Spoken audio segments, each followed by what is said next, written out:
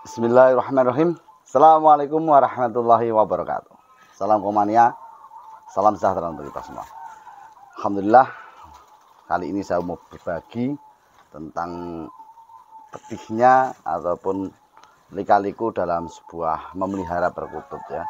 Jadi perkutut ini punya nyawa yang kita sendiri tidak bisa mengendalikan nyawa itu sendiri ya. Ya, semua orang paham pastinya. Tapi mungkin dengan video ini bisa menjadi tolak ukur saya sendiri, terutama mungkin pembelajaran teman-teman yang baru memelihara perkutut ya.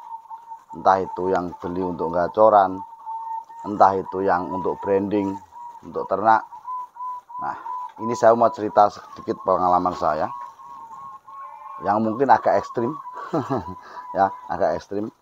Nah, seperti yang saya lakukan dulu, mungkin untuk saat ini teman-teman itu membeli perkutut itu modalnya modal uang yang ada sisian. Nah, jadi menyisihkan sebagian uang untuk modal ternak perkututan itu. Tapi perlu Anda ketahui teman, saya dulu mengawali ternak perkutut itu bukan dari uang yang saya sisihkan. Jadi bukan dari uang yang saya sisihkan untuk ternak perkutut, bukan. Memang itu jatah untuk kebutuhan sehari-hari. Yang dengan spekulasi saya dalam jangka sekian bulan, uang yang harusnya untuk konsumsi kebutuhan sehari-hari itu saya untuk modal perkutut. Nah, disinilah mental saya diuji. Karena apa? Yang saya beli ternyata tidak sesuai harapan. Ya, ada yang mati, ada juga yang nggak produk. Nah, tapi alhamdulillah saya tetap bertahan di titik itu. Nah, untuk teman-teman yang baru memulai ternak perkutut ataupun beli perkutut, sudah pasti, dan itu pasti bagi saya, karena ini sesuai pengalaman saya, pernah mengalami ditipu, pernah mengalami kematian, pernah beli tidak sesuai harapan. Nah, meskipun kadang si penjual itu sudah melakukan hal yang sebaik mungkin, adapun kadang juga ada penjual yang nakal. Nah, intinya di sini apa? Kita melatih pola pikir kita, melatih mindset kita untuk selalu berpikir positif. Karena berpikir negatif tidak akan membawa kebaikan apapun jenisnya. Ya, sekali kita punya mindset negatif, selesai. Jangan harap Anda jadi orang besar kalau Anda masih punya pemikiran negatif. Mas, itu ada orang yang sistemnya tidak bagus. Ada orang yang kejujurannya saya bilang 50% mungkin. Tetapi dia berpenghasilan melebihi Masen. Dia omsetnya lebih besar dari Masen. Nah, mungkin ada teman-teman yang punya pemikiran seperti itu. Tapi perlu Anda ketahui teman, besar kecilnya suatu pendapatan itu tidak mungkin akan sama dengan yang lain. Jadi intinya gini, ketika orang berpenghasilan besar, misalnya sama saya dengan si A, saya besar, si A besar, ini belum tentu manfaat dari hasil yang dikerjakan itu sama. Ya, kalau Anda bekerja dengan saya, misalnya si B bekerja dengan saya, dengan hasilan 1 bulan 10 juta, dia dapat 10 juta. Nah, kenyamanan hati, kegunaan uang akan beda. Saya yakin itu hal ya. Karena apa? Keberkahan dari suatu usaha itu beda. Apakah saya merasa usaha saya berkah? Enggak. Cuman Anda harus berpikir sampai segitunya. Ya. Ya, mungkin yang berkah si B karena dia lebih jujur, lebih baik, dan saya kurang jujur. Mungkin itu persepsi Anda, enggak masalah. Yang penting saya dalam jual beli itu saya usahakan sebaik mungkin. Tidak ada firasat sedikit pun saya untuk menipu pelanggan saya. Ya, karena semua saya video, saya YouTube-kan. Kalau saya sengaja menipu, di situ akan kelihatan dari awal saya video. Ya, ada video di YouTube saya nggak selama ini untuk jual beli tidak saya hapus. Karena memang saya benar-benar jualan dengan sejujur-jujurnya apa yang saya katakan. Ya, namanya orang, sejujurnya orang tetap akan ada kesalahan juga kan. Apalagi mereka yang tidak suka pada kita. Jelas dia akan menyalahkan kita ya. Makanya orang yang nggak suka dengan channel saya jangan nonton. Nambah-nambah dosa. Nambah-nambah dosa. Karena sekali Anda nggak suka melihat sesuatu yang nggak suka, itu adanya muak. Ada yang nggak sukanya terlalu, ya akan jijik. Dan itu akan menambah dosa Anda ya. Karena seburuk apapun kita sama manusia harusnya saling mendoakan yang terbaik. Seburuk apapun. Karena kita tidak diperintahkan untuk berbuat jelek. Ya. Yang baik kita doakan supaya semoga lebih baik. Yang jelek ya kita doakan semoga dapat hidayah. Selesai. Ya, kembali lagi ke peternakan. Nah, mindset seperti ini bisa terlatih, teman. Ketika Anda itu ada rasa empati yang kuat kepada sesama. Bukannya saya ini merasa saya ukes sodako, enggak. Cuma ada satu hal yang mungkin bisa Anda buat pelajaran di hidup saya. Ketika rumah saya masih belum saya bangun, itu ada orang datang ke rumah, nggak usah diceritakan. Ada orang datang ke rumah itu intinya dia curhat, mau berobat nggak ada uang, keadaan ekonomi yang nipis. Waktu itu saya pegang uang kalau nggak salah 100.000.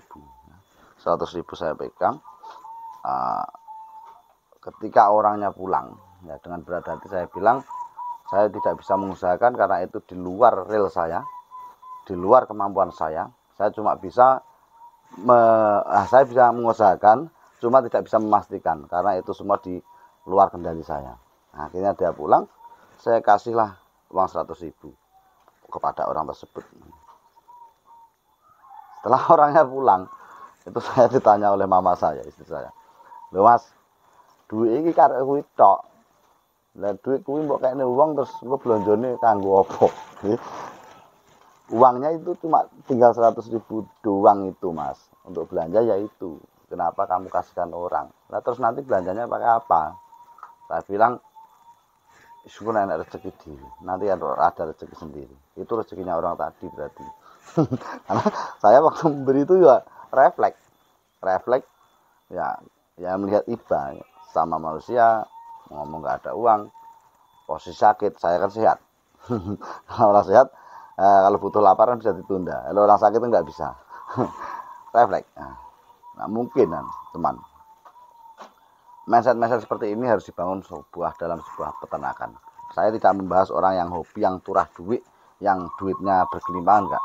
Saya itu membahas orang yang mentalnya ciut, nyalinya ciut, dalam arti ketika kehilangan apa yang dibeli, dia akan oling. Nah, ini yang harus Anda siapkan adalah situ, ya.